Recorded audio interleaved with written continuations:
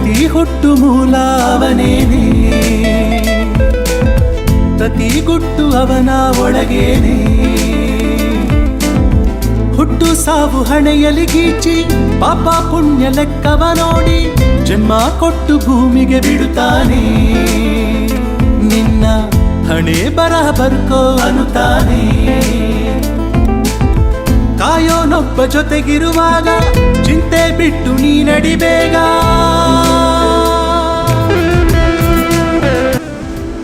ನಮಸ್ಕಾರ, ನನ್ನ ಹೆಸರು ಕ್ರಿಸ್ಟೋಫರ್ ಲೀ ಅಂತ. It's my first movie. I would like to thank my director Giridhar sir for this golden opportunity.